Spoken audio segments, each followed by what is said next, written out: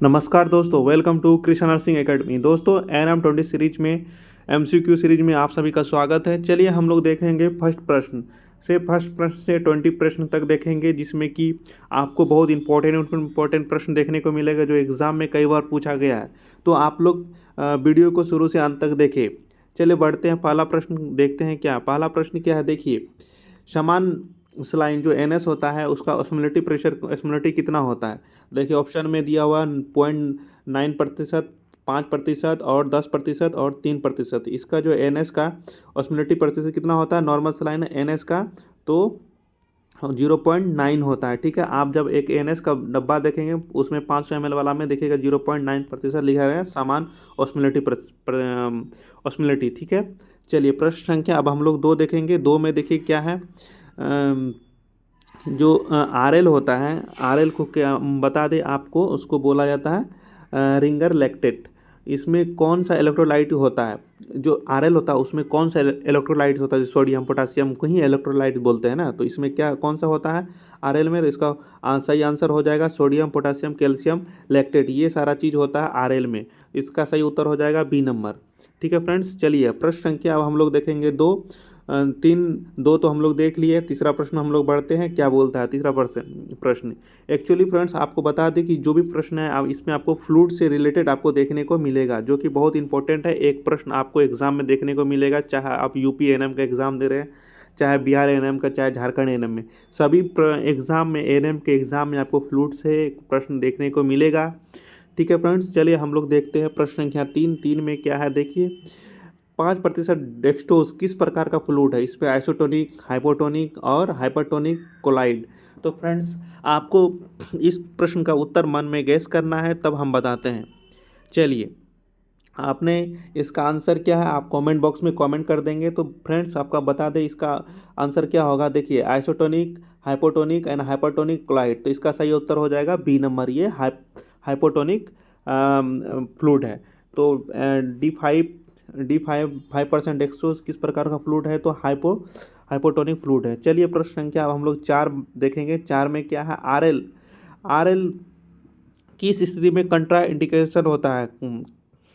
तो इसका देखिए प्रश्न क्या बोलता है, इसमें बर्न में, डिहाइड्रेशन में, लीवर फेल्योर में, डिहाइड्रेशन में। तो इसका प्रश्न का उत्तर आप लोग गेस करिए और कमेंट बॉक्स में कमेंट करिए किस स्थिति में कंट्राइंडिकेशन होता है। चलिए तो इसका प्रश्न का सही उत्तर क्या हो जाएगा मैं आपको बता दूं, तो इसका सही उत्तर हो जाएगा C नंबर, लीवर फेल्योर में। ठीक है, इसी तरह से हम लोग 5वां प्रश्न की ओर बढ़ते हैं। तो बढ़ने से पहले आप लोग जो भी हमारे चैनल में आप नए हैं तो प्लीज़ सब्सक्राइब करिए। जो इन्फॉर्मेटिव अगर आपको अगर वीडियो लग रहा हो तो सब्सक्राइब करिए। जो भी हम MCQ बता रहे हैं फ्रेंड्स, ये बहुत इंपॉर्टेंट है, ये कई बार एग्जाम में पूछा गया है, आपको देखने से लग रहा होगा। चलिए बढ़ते हैं हम 5वां प्रश्न की तरफ।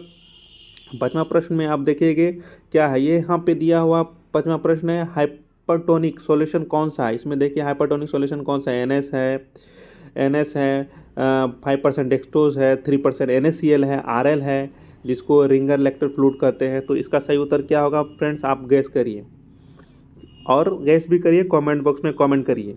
तो सब फ्रेंड्स मैं बता दूं, इसका सही उत्तर होगा 3% NaCl। ठीक है, ये हाइपरटोनिक सॉल्यूशन है, 3% NaCl, इसका सही उत्तर हो जाएगा C नंबर।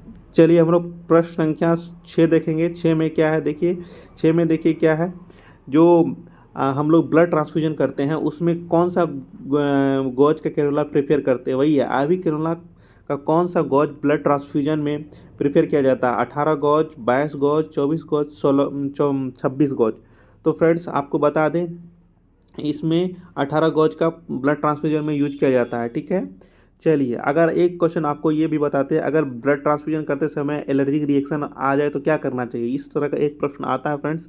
सबसे पहले आपको अगर ब्लड ट्रांसफ्यूजन कर रहे हैं तो पहले हम उसको क्या करेंगे, स्टॉप करेंगे। ठीक है, उसके बाद आप फिजिशियन को इन्फॉर्म करेंगे लाइन को फ्लश करके। ठीक है फ्रेंड्स, जब अगर कभी भी ब्लड ट्रांसफ्यूजन करते समय अगर रिएक्शन कर जाए तो सबसे पहला काम क्या होता है, वहाँ पे स्टॉप करना, देन आगे का स्टेप लगाना। ठीक है, चलिए अब हम लोग देखेंगे प्रश्न संख्या 7 में क्या है, आगे बढ़ते हैं।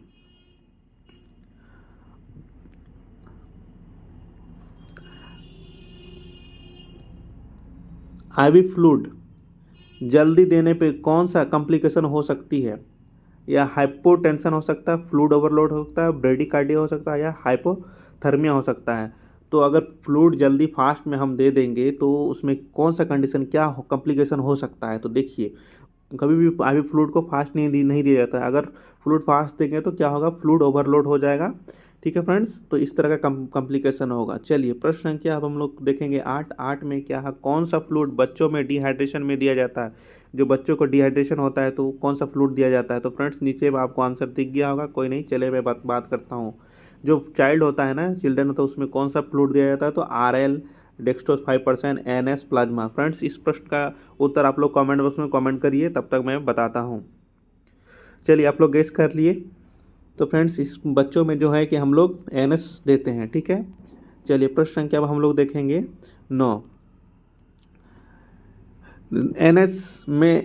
NS जो होता है इलेक्ट्रोलाइट को प्रोवाइड करता है। NS किस इलेक्ट्रोलाइट को प्रोवाइड करता है। देखिए कहने का मतलब NS में कौन सा इलेक्ट्रोलाइट्स होता है, sodium, potassium, calcium chloride, calcium, potassium, calcium. तो फ्रेंड्स देखिए ऑप्शन में दिया हुआ इसी तरह से sodium chloride, sodium, calcium, potassium chloride, potassium, calcium. तो NS में किस तरह का होता है, आप लोग इसका प्रश्न का उत्तर गैस करिए। इलेक्ट्रोलाइट्स होता है, तो इसका सही उत्तर हो जाएगा ए, सोडियम क्लोराइड।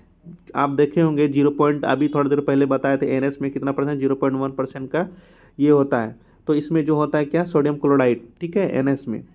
चलिए अभी हम लोग बात करेंगे 10 नंबर प्रश्न। 10 नंबर प्रश्न में देखिए, ये बहुत इंपॉर्टेंट प्रश्न है, पूछ सकता है एग्जाम में, आप लोग इसको याद रखेंगे। 10 नंबर में क्या, IV साइट जो इन्फेक्शन होता है उसको क्या कहते हैं। थ्रोम्बोसिस हो जाता है, फ्लेवाइटिस हो जाता है, एक्सटर्वेशन हो सकता है, या एम्बोलिज्म हो सकता है। तो फ्रेंड्स इस प्रश्न का उत्तर आप कमेंट बॉक्स में कमेंट करिए, बहुत इंपॉर्टेंट है। अगर इस प्रश्न का उत्तर हम नेक्स्ट वीडियो में बता देंगे, आप लोग कमेंट करिए पहले। ठीक है, चलिए प्रश्न क्या हम लोग देखेंगे 11 में क्या है, एक्सटर्वेशन में क्या होता है। देखिए आपको उत्तर दिख गया यहाँ पे, फ्लूइड जो है वेन से बाहर निकल जाता है। ठीक है, ये होता है एक्सटर्वेशन में, आपको इसका प्रश्न का उत्तर दिख गया। चलिए कोई नहीं, अब प्रश्न क्या हम लोग देखेंगे क्या, 12 की तरफ बढ़ेंगे। 12 में क्या है, कौन सा फ्लूइड सीधा ब्रेन एडिमा में कंट्राइंडिकेटेड होता है। NS, RL, dextrose 5%, RL, NaCl। तो फ्रेंड्स इसमें जो ब्रेन एडिमा होता है, कंट्राइंडिकेटेड होता है, उसमें हम लोग नहीं देते हैं, डेक्सट्रोज 5% नहीं देते हैं। ठीक है, तो इसका सही उत्तर हो जाएगा B नंबर, D5। चलिए हम लोग देखेंगे 13 नंबर। ये बहुत आसान प्रश्न है। सबसे तेज जो है एब्जॉर्प्शन कहाँ होता है, IV साइड में होता है, इंट्रामस्कुलर होता है, सबक्यूटेनियस होता है, ओरल। तो फ्रेंड्स इस प्रश्न का उत्तर आप कमेंट बॉक्स में कमेंट करिए, उसके बाद मैं इसका आंसर बता दूंगा। चलिए प्रश्न क्या हम लोग देखेंगे 14 की तरफ, IV कैनुला में सबसे छोटा गॉज कौन सा है। यहाँ पे आपको इसका उत्तर दिख रहा होगा, तो आप लोग गेस करिए। मैं चाहता हूँ आप लोग का नंबर जो है कि एक टेस्ट हो जाएगा, सेल्फ टेस्ट हो जाएगा कि आप कितना जानते हैं प्रश्न को। ठीक है, चलिए इसका 14 नंबर का प्रश्न में देखिए कि IV कैनुला में सबसे छोटा गॉज कौन सा है। तो देखिए 18 गॉज है, 22 गॉज है, 24 गॉज है और 14 गॉज है। तो देखिए फ्रेंड्स इसमें आपको कौन सा है छोटा, तो यहाँ पे हो जाएगा आपको 24 गॉज का सबसे छोटा है। चलिए प्रश्न संख्या 15 देखेंगे, फ्लूइड ओवरलोड का मुख्य संकेत क्या है। अगर जब आप उधर फ्लूइड फास्ट दे रहे थे, कंट्राइंडिकेशन होता है। यहाँ पर फ्लूइड अगर ओवरलोड हो गया, उसका मुख्य कारण आपको, मुख्य चीज़ आपको क्या देखने को मिलेगा बॉडी में। तो यहाँ पे लंग्स में क्रैकर साउंड देखने को मिलेगा, अगर स्टेथोस्कोप से सुनेंगे तो वहाँ पे ये सुन देखने को मिलेगा। चलिए प्रश्न संख्या अब हम लोग देखेंगे 16 में देखिए, शॉक में सबसे पहले कौन सा फ्लूइड दिया जाता है। देखिए यहाँ पे दिया हुआ डेक्सट्रोज, NS और ओरल फ्लूइड, प्लाज्मा। तो फ्रेंड्स इस शॉक में सबसे पहले हम लोग क्या देते हैं, NS देते हैं। तो इसका सही उत्तर हो जाएगा क्या, B नंबर। ठीक है, चलिए प्रश्न संख्या अब हम लोग देखेंगे 17। तो फ्रेंड्स आप लोग अपना सेल्फ एग्जामिनेशन करते रहिए, आपका कितना प्रश्न सही होता है आप लोग कमेंट बॉक्स में कमेंट करिए कि मेरा 20 में से 15 सही हुआ, 18 से 20 सही हुआ।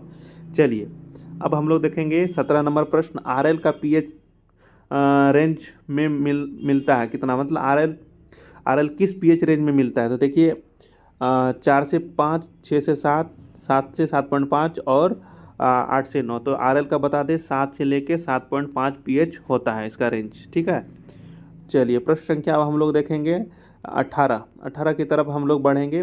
डेक्सट्रोज का मुख्य पर्पस क्या होता है? जब देखे होंगे आप लोग डेक्सट्रोज का मुख्य पर्पस क्या होता है, देखिए यहाँ पे ऑप्शन में दिया हुआ क्या, एनर्जी प्रोवाइड करना, इलेक्ट्रोलाइट देना, ब्लड प्रेशर बढ़ाना, इन्फेक्शन कंट्रोल करना। तो फ्रेंड्स इसका उत्तर आप लोग मन में गैस करिए और कमेंट बॉक्स में कमेंट करिए।